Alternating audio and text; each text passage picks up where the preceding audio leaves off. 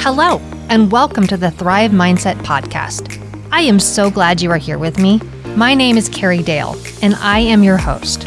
I am an entrepreneur, author, podcaster, manifester, and motivator. And I am on a mission to empower you to create the life of your dreams. If you are looking to up-level your life, relationships, finances, productivity, and success, you have come to the right place. I will share with you tools, resources, strategies, my failures, and my successes that have all helped me achieve the life of my dreams. It is my goal with this podcast to help you see your potential and empower you to create the life of your dreams. So let's get to it. Well, welcome back to the Thrive Mindset Podcast. I'm Carrie Dale, your host, and today I am incredibly excited because I have Laura Di Franco, who is somebody I've been really looking forward to for a while to speak to. Laura is the CEO of Brave Healer Productions, an award-winning publisher for holistic health and wellness professionals. She's spent more than 30 years in holistic physical therapy, including 12 as a private practice owner in her first six-figure business. She also has 14 years of training in martial arts and is the author of 10 books. Her company has published more than 50 Amazon best-selling books with a global community over 1,000 authors. The mission is to wake the world up with what's possible for healing one brave word at a time. Welcome, Laura. Thank you. Thanks so much for having me. I'm excited to chat with you. Yeah, well, I'm sure that you'll be good at this, but I believe that stories connect people, and that's where I'd love to start. So I would love to hear your story. Oh my gosh, my story. So I'm a California girl, and I have now lived more of my life on the East Coast than I did on the West Coast, which is kind of crazy to say, but I think growing up in California in that beautiful, beautiful state, Marin County, I went to Redwood High School in Larkspur in Northern California. But that was like the whole start of my life. It's where I decided to become a healer and went to physical therapy school out in Oakland, California. It was where I kind of grew as an athlete because I'm a lifelong athlete. And that was the beginning of my story, I guess. That's maybe a place to start. Yeah, it's a good place to start. Well, how did you go from that to starting a publishing company? I mean, that's a big leap. It is. It's a big leap in the story too. You know, there's a lot of stuff in the middle there. Well, I mean, the one thing I was doing, and I have done since I was a teenager, is write. And I wrote in journals as a teenager all the way through to when I started my first business, which was in physical therapy. I was both journaling and I started blogging. So I started writing to educate and to help people understand what was possible in terms of their health and healing and helping them prevent injuries and all of those different things. And I've always, always loved writing. And if you ask my friends and family, they would say I talked about writing a book for, 2 decades. Oh yeah, one day I'm going to write a book. It's going to be about healing. I don't know yet, you know? And then when my son was a little guy, he was 5.5, we were looking around for an activity for him to do. And we decided to go watch a Taekwondo class together. So we watched the class. And as we were leaving, I looked down at him. I'm like, well, what do you think? Do you want to do this? And he looks up at me and he's like, well, I'll do it if you do it, Mom. And 6 years later, we earned our black belts together. And I had my book. My first book ever was called Living, Healing, and Taekwondo. And it was detailing the years of our journey together and about me as a mom and a wife and a martial artist and a healer and all of the things that were happening, but also as they related to that training, which is very much about mindset. Right? And Master Holloway, I'm going to thank Master Holloway today because his birthday just passed a couple days ago, and say that his quote was, discipline the mind, the body will follow. And that was the first book, baby. It was published in 2012, and that was the start of publishing and becoming now a publisher for healers. I want people to know how to do that and how to avoid the mistakes I made in the beginning. That's so beautiful. I love that. I love that so much. What drew you? I mean, I know being in Northern California, I mean, it's a special place. I mean, I'm from Southern Oregon, so I totally understand that space. But what really drew you to that healing part of your life, to that desire to want to help people heal? Well, I played soccer in high school, started being an athlete, started loving understanding my body and peak performance. And I really did know from a very early age, like 15, 16 years old, I thought I wanted to be like a sports medicine doctor, right? And I signed up one day to listen to a speaker who was a physical therapist come into the high school. We had like career center luncheon things, and I signed up. And after that talk, listening to her, she was so passionate about what she did. She was so excited. There was so much energy about it. I literally, that day, I'm like, yep, this is it. And I went and started to volunteer at clinics to see if I really loved what that was. And I did. And I really went straight through from there I did my undergrad, I did grad school, and then I moved across the country for my very first job and ended up working at the National Rehabilitation Hospital as a physical therapist for my first job, actually an internship first, and then my first job. So from a very early age, I knew I wanted to know everything there was about healing. And I just didn't realize it was going to be more about holistic healing until a little bit later. And that was a little bit more about the story of, like, how did that mind, body, soul, spirit kind of healing come into play? But I think I was always a seeker from a very young age. Yeah. Yeah. I think that's just something that some of us have and we are drawn to. And yeah, those around us, I don't know. It's just an energy I think that people can feel. Is your son and do you still practice Taekwondo? He stopped pretty quickly after we did the black belt thing, and he went on to baseball and my kids are now grown adults. So okay. That was a long time ago. I have a 21-year-old daughter and a 23-year-old son now, and they are doing their own thing. But I continued to train for about, I ended up being a 3rd degree black belt in my training, trained for 14 years total. So after the 6 that we did together, I actually kept training for quite a while. I no longer practice formally in the dojang with my Taekwondo family. So I'm on to less of a combat sport. I kind of like yoga these days. There you go. A little less, physical. No, not physical. It's still pretty darn physical. It's a little less interaction with other people. How about that? Yes, exactly. A little less aggressive. Yeah. It was, doing that kind of thing. And it was through the YMCA. So it was very family oriented. It was an incredible experience. And as an adult, starting as an adult was a whole different story than maybe a kid starting out, right? And going through all that. But I did get to a point where I was like, whoa, I don't think I can get hit in the head again, kicked in the head. Like, we're not going to be doing that anymore. And I wanted to preserve my body. So onto gentler things. So what was your next book? Was it along the same lines or was it totally different? That's a great question. Brave Healing, A Guide for Your Journey was book number 2. And it's funny because I had book number 2, it was starting to write itself. And I had been a couple of weeks into writing. And somebody dropped an email to me about a program called NaNoWriMo. Do you know about NaNoWriMo? National Novel Writing Month of November. Okay. They have this great free program, book writing program. And the incentive is, or the deal is, your 30,000 word book is going to be finished in 30 days.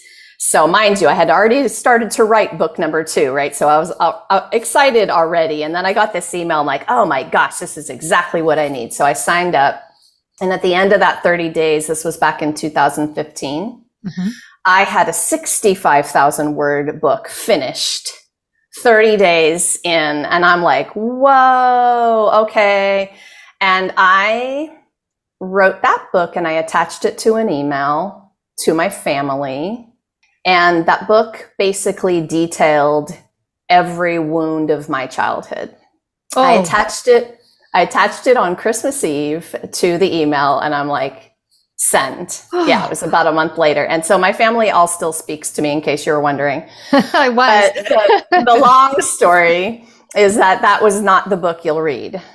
It was the feng shui I needed to do of my own soul before the real book could move through and I could publish Brave Healing, which is what it ended up being. In the beginning, it was something very different, and it was a healing process. And ever since then, I kind of want people to know that about me and how we publish.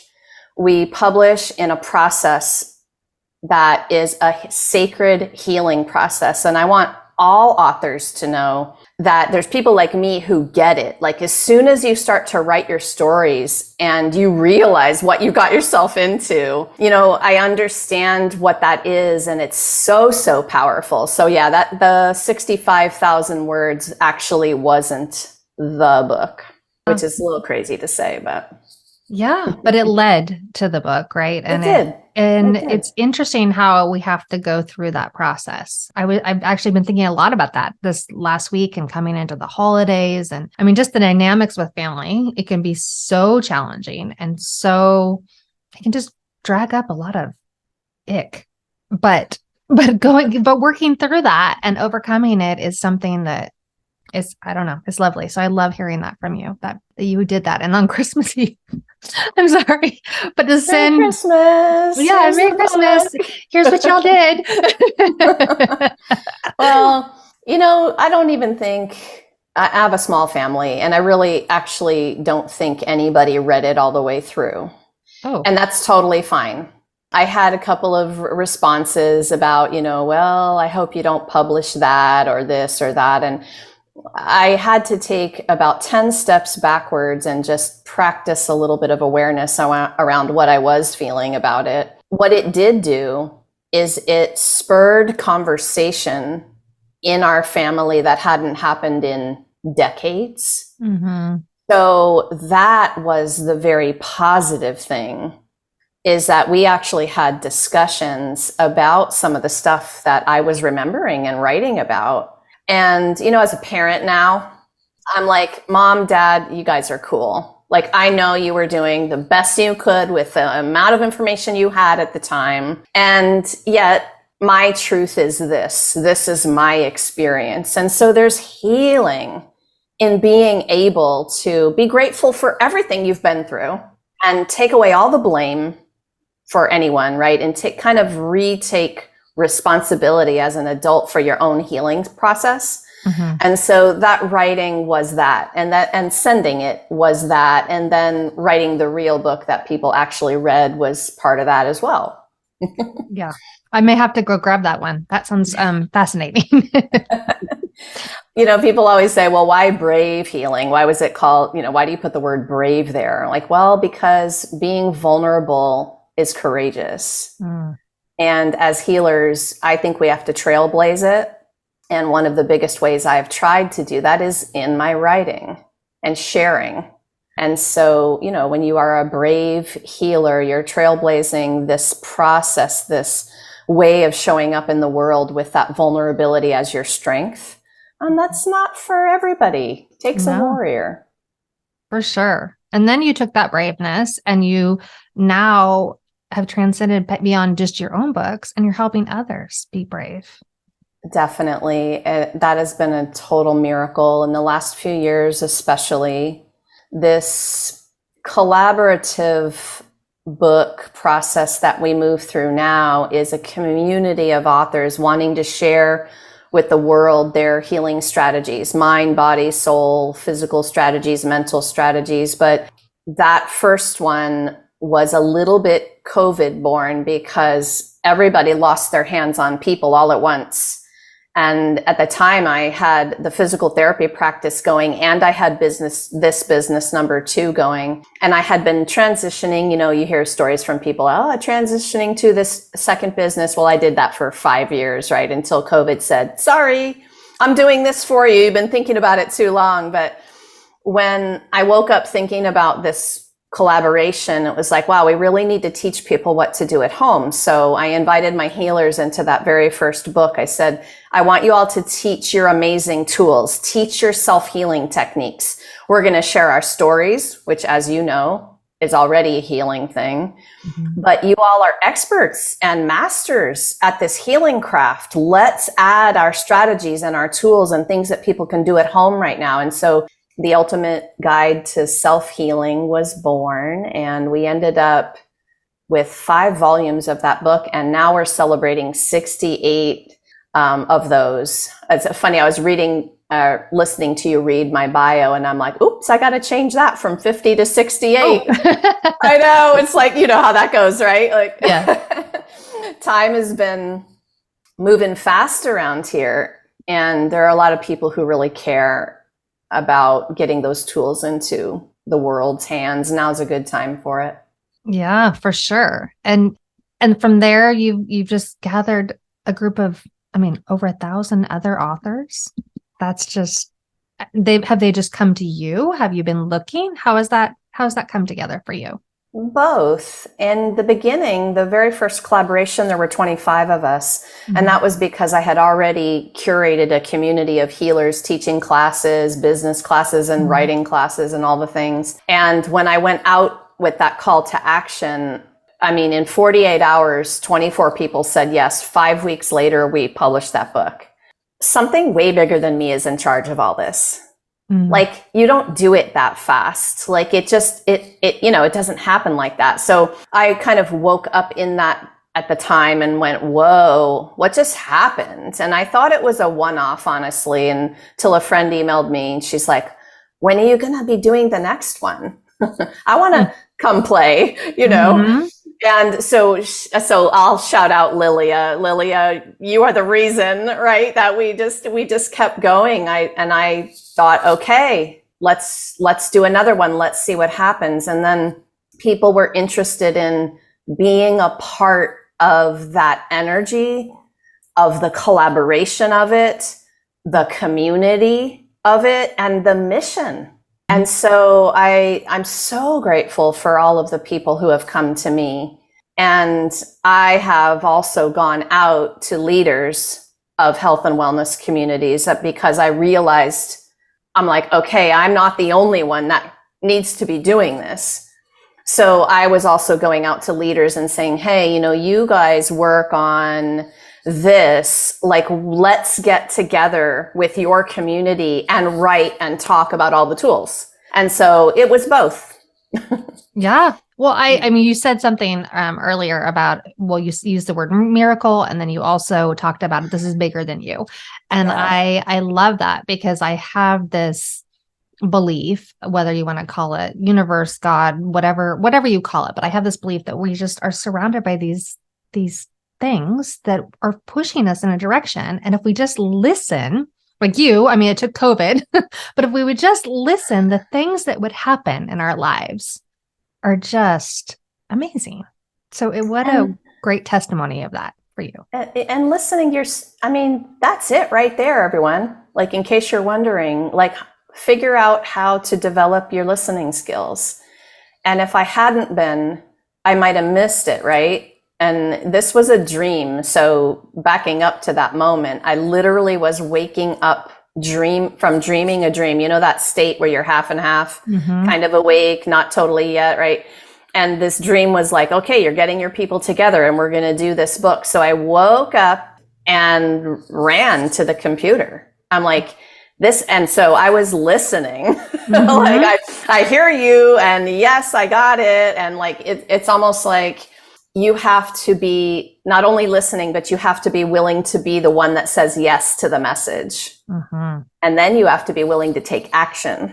Mm-hmm. Because I could have just sat there and said, oh, that's kind of a great idea, but I don't have time to do that, So anyway, I love that topic a lot. Yeah, it's a good one.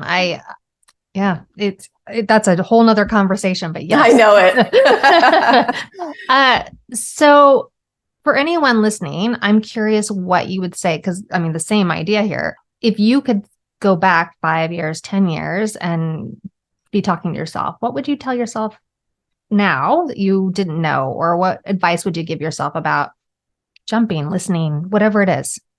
Well, get over your fear faster.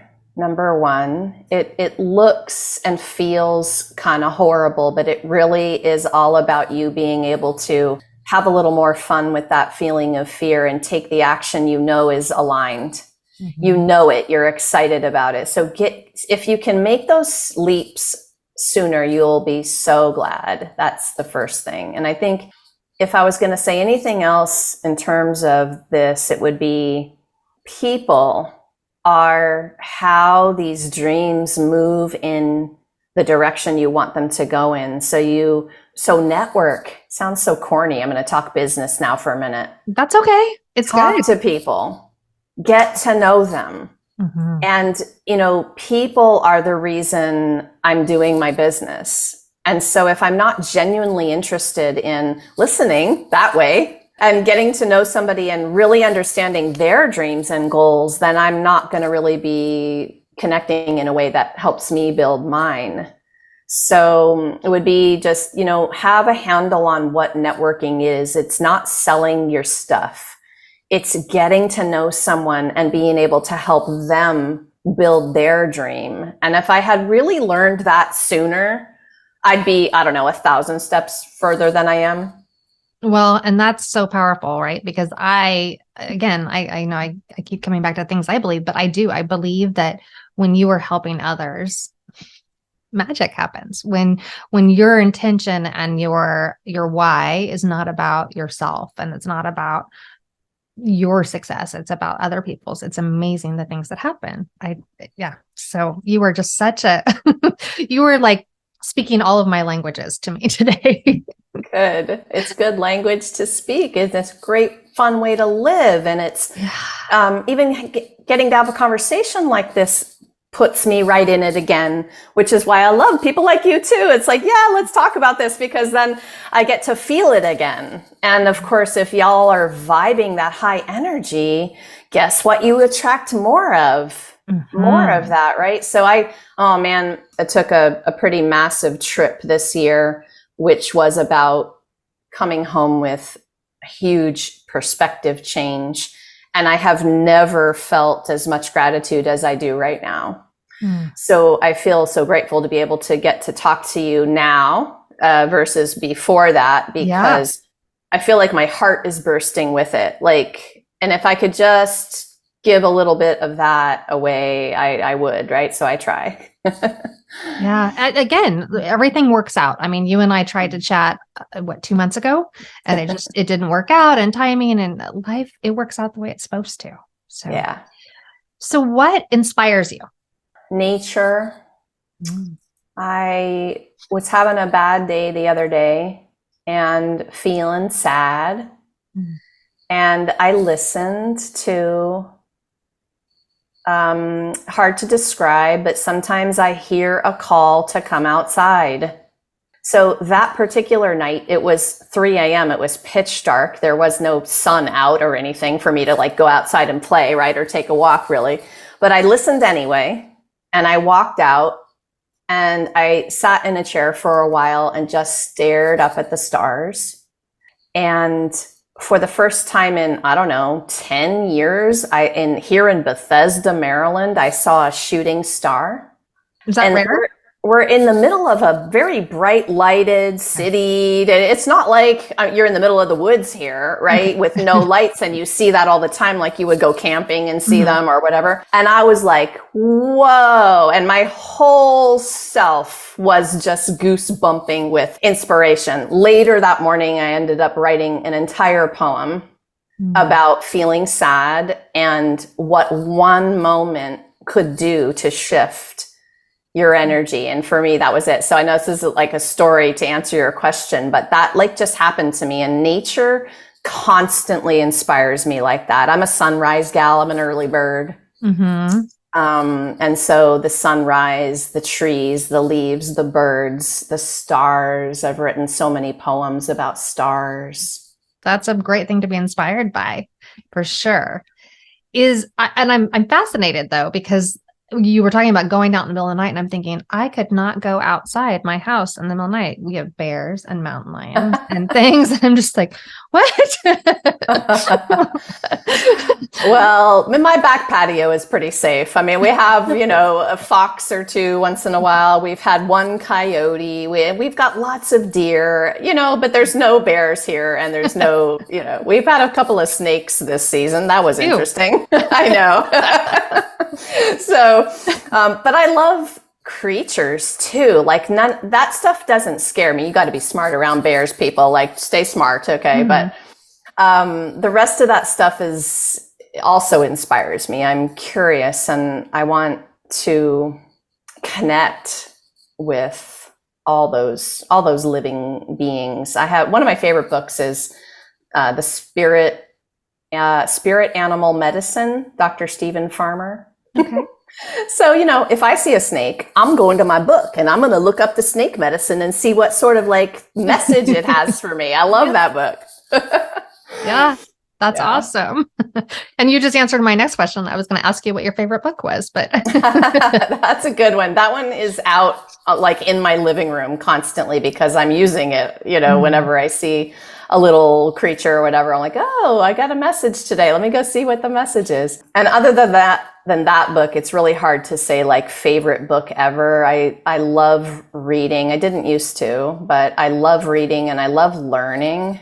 Mm-hmm. And I will forever be a lifelong learner. So if a book gives me a nugget, especially like a practical nugget or a wake up moment, a perspective shift, then, gets a gold star for me. That's fantastic. What's next? What's next for you? What's coming up? Anything? Oh gosh, always stuff is happening around here. We're going to be publishing some amazing books in the 2024 and beyond. We're going to be diving into our children's book arm of our company. That is super exciting. Brave Kids Books, you guys. We're going to be collaborating with business community leaders for Brave Business Books, because this is not business as usual that's going to change the world. And I want to publish books that help people understand that and do business differently. So that's coming. We're going to be retreating in upstate New York. We're going to be going to Peru with an author group this year. Oh my gosh, so many things are up. That's amazing and exciting. Yeah, we have so much going on. Did a lot of that, was it birthed from your trip, or was it a lot of it already planned? Oh, so the trip was an author journey, and we took a group to Egypt. And we got back, has it been about a month already? Like total time warp. But that was a perspective shift. I hadn't been on a trip so far from home, so exotic in a really long time. And I think, if you've done any kind of travel, especially world travel, that is what happens. It's a perspective. It's a wake up. It's like, whoa, thank you for my life. When you get back. A lot of this stuff that I was mentioning, it's been in the works before the trip. After the trip, I kind of came back and I'm like, all right, what are going to be the things where you're going to simplify and hone in on and put the energy and an intention into now?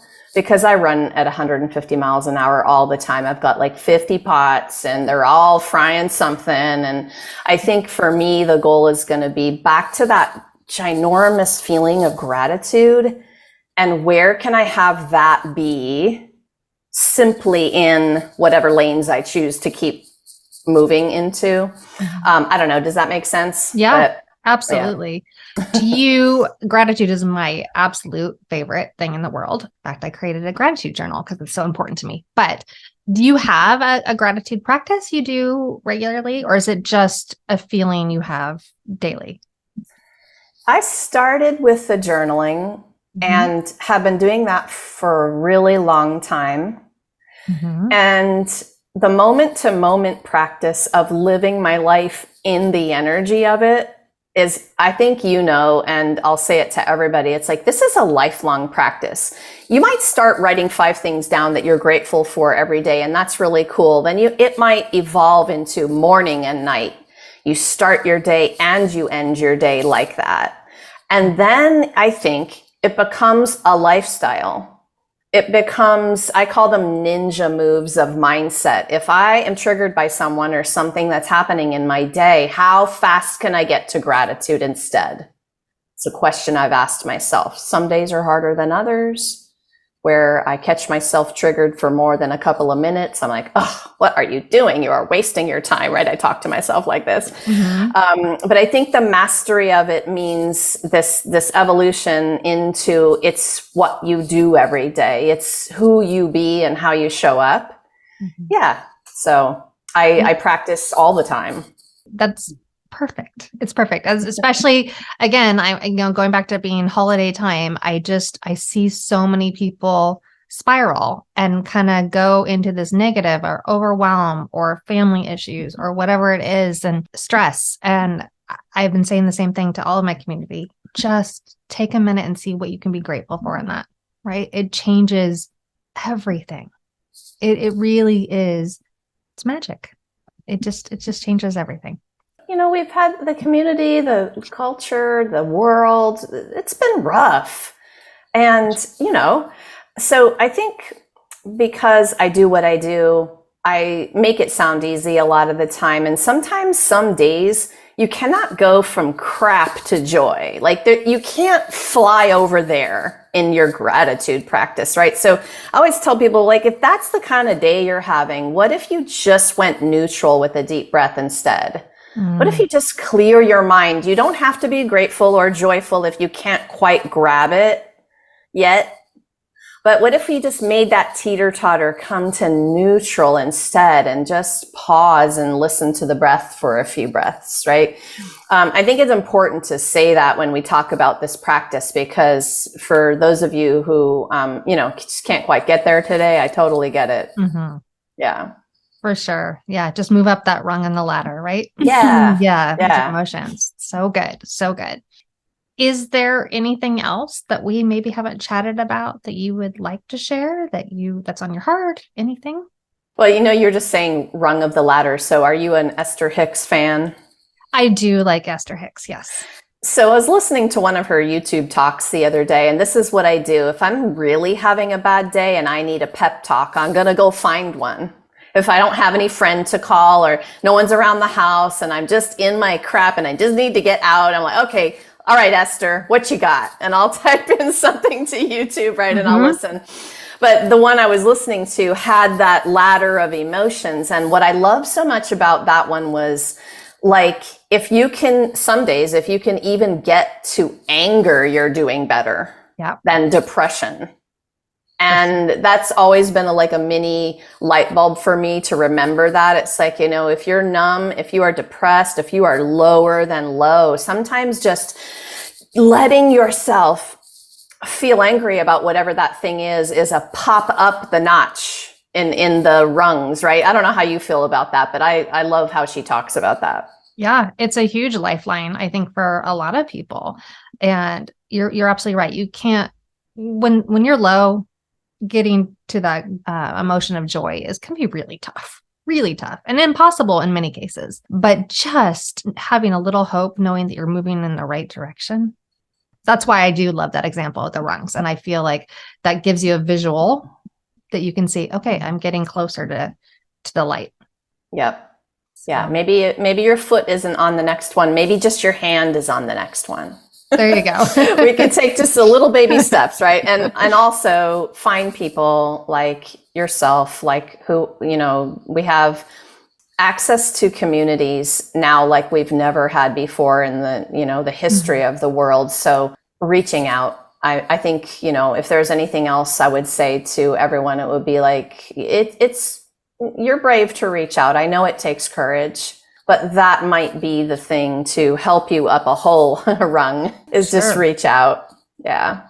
For sure. I think, I mean, I was noticing in how certain people, when they're so isolated And, we found a lot of that during COVID, but really it's made this light shine on this area of life where there are a lot of people outside of COVID itself, but just in their own little towns and their own little worlds that live in this solidarity that isolates them and makes their mind spiral and makes them go into these places that are so unhealthy and so dark. And yeah, like you said, if you could just reach out of that space just a little bit, right? And grab onto somebody else to just brighten their day. Laura, thank you so much. Where can people find you? Thanks. Bravehealer.com. Come on over. There's a form there. You can connect with us, and I can't wait to chat with you all. And Carrie, thank you so much for what you do in terms of just letting us share our stories and showcasing them like you do. I really appreciate it. Oh, thank you. I'm so glad you were here. Well, I hope that you all enjoyed hearing from Laura today. She is an inspiring woman who I really respect. I'm excited to have introduced her to you. So I hope that you check out her books, that you check out her community, that you say hello. And if you enjoyed today's podcast, then please subscribe, like, share with your friends. And above all else, remember that I believe in you and you can manifest the life of your dreams.